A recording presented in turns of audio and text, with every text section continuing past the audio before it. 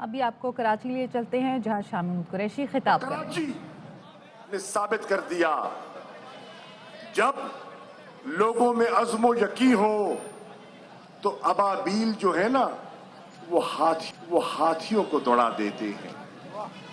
ये तारीख है, ये हकीकत है, मुझे यकीन है। और जो मैं पिछले 8 रोज में देख रहा हूं, मुझे अंदरूनी सिंध एक बहुत बड़ी तब्दीली दिखाई दे रही है। और तब्दीली इसलिए दिखाई दे रही है, ये नहीं कि तहरीक इंसाफ पूरी तरह उन तक पहुंच पाई है, ये तब्दीली इसलिए दिखाई दे रही है कि लोग 15 साला मुसलसल पीपल्स पार्टी के इक़्तिदार से मायूस हो गए। उन्होंने देखा, एमएनएज और एमपीएस के रवैये को देखा, उन्होंने पीपल्स पार्टी के वुज़रा की लूट मार को देखा, उन्होंने अपने स्कूलों की हालत को देखा, उन्होंने हस्पतालों की कैफियत का मुताला किया, उन्होंने देखा कि गुर्बत में इजाफा, लाकानूनियत में इजाफा, अफरा तफरी में इजाफा, लूट मार में इजाफा हुआ है।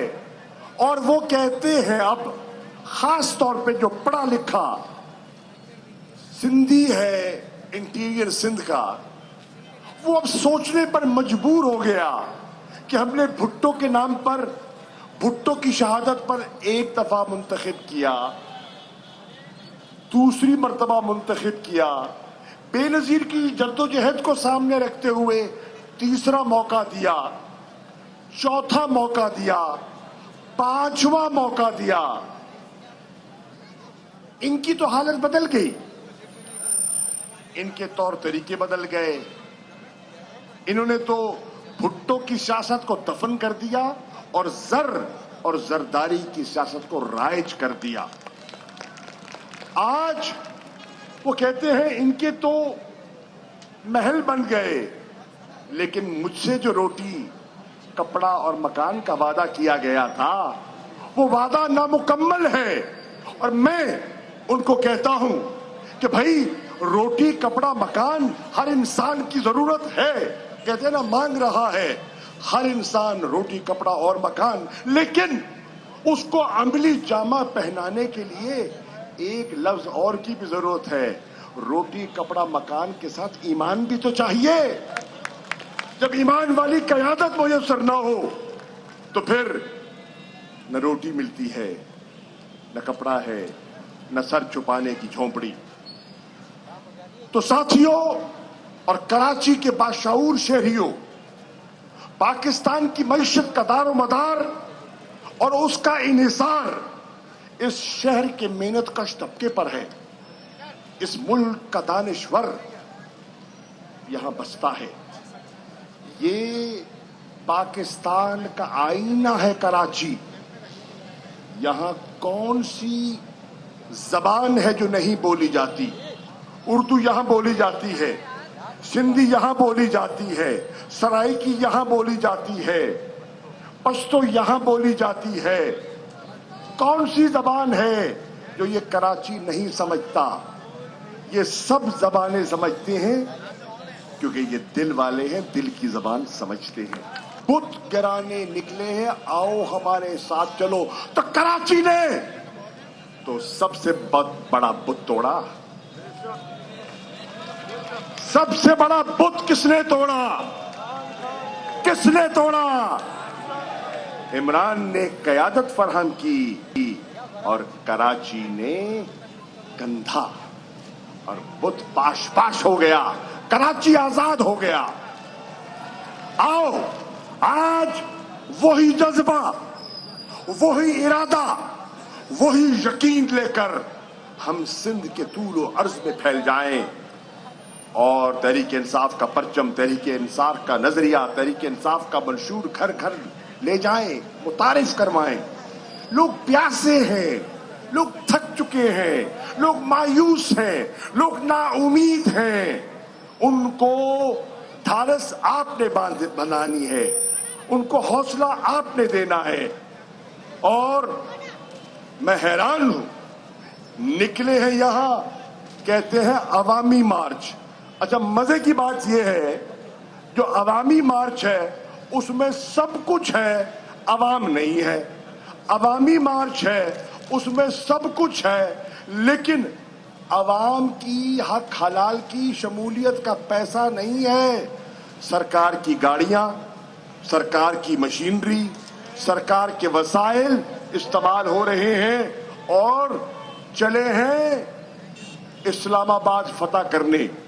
اسلام آباد جب جاتے ہیں, پنجاب جب داخل ہوتے ہیں تو ایک سادہ سا سوال لوگ ان سے کرتے ہیں. وہ سوال یہ ہے کہ آپ آئے ہیں, بسم اللہ, آپ کا حق ہے, ہم آپ کو خوش آمدید کہتے ہیں, لیکن آپ 15 سال سے حاکم ہیں صوبہ سندھ کے, ہمیں ذرا سندھ کا آئینہ تو دکھائیے تاکہ ہمیں یقین ہو کہ جو دودھ اور شہد کی ندیاں وہاں بہ رہی ہیں وہ کچھ ہمارے حصے میں بھی آئیں گی. جب کراچی اور سندھ کا کچرا سندھ کی حکومت سے نہیں اٹھتا, جو بنیادی کام ہے, تعلیم جو صوبائی اختیار ہے, صحت, پینے کا پانی, امن عامہ, یہ جو بنیادی مسائل ہیں جو 18ویں ترمیم کے بعد آپ کی ذمہ داری ہے, جب آپ وہ نہیں نبھا سکتے تو اب وفاق اور اسلام آباد کیا پیغام لے کر جا رہے ہیں؟ اور پھر کہتے ہیں ہم تو بہت کچھ کرنا چاہتے ہیں, وفاق کی حکومت رکاوٹ ہے. نہیں میرے دوستوں, کراچی پڑھا لکھا شہر ہے.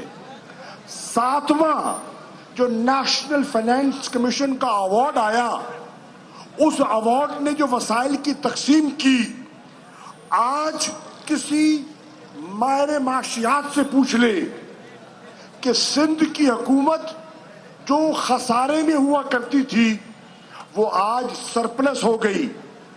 9,000 ارب سندھ کے اکاؤنٹ نمبر 1 میں پچھلے 14 سالوں میں ٹرانسفر کیا گیا, اور آڈٹ کی رپورٹ کہتی ہے اس میں سے ڈیولپمنٹ کے لیے 1600 ارب مختص کیا گیا, اور ان 14 سالوں میں ڈیولپمنٹ کی مد میں 1400 ارب کا غبن ہوا, کرپشن ہوئی.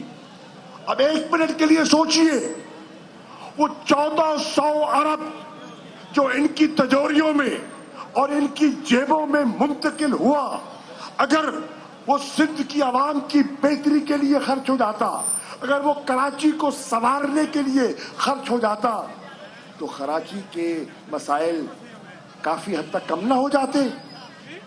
یقیناً کم ہو جاتے. لیکن ان کی ترجیح کراچی نہیں ہے, ان کی ترجیح اپنے اقتدار کو دوام دینا ہے. یہ سنہری قسم کے جال بچھاتے ہیں, یہ چالیں چلتے ہیں, یہ ناٹک رچاتے ہیں, کراچی کے لوگوں کو, سندھ کے لوگوں کو ورغلاتے ہیں, حقائق نہیں بتاتے. لیکن اب لوگوں میں سیاسی بیداری آ رہی ہے, اب لوگوں میں سیاسی شعور پیدا ہو چکا ہے, اور وہ ان کے جھانسے میں مجھے یقین ہے اب نہیں آئیں گے.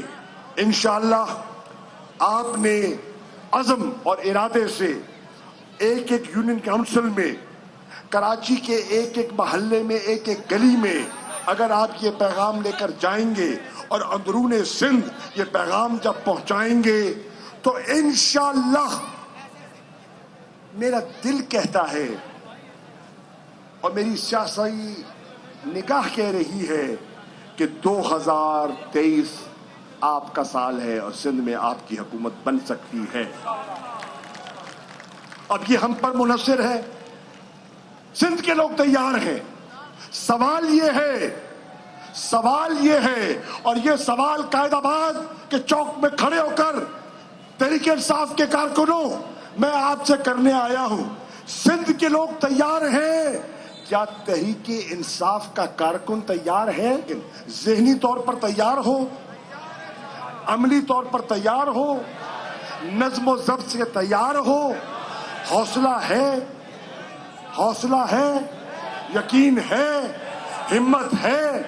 जज्बा है, जुनून है, नजरिया है, झंडा है, कयादत है, निशान है, तो फिर घबराते क्यों हो? फिर घबराते क्यों हो? फिर इंशाअल्लाह 2023 में फतह आपके कदमों में होगी इंशाअल्लाह।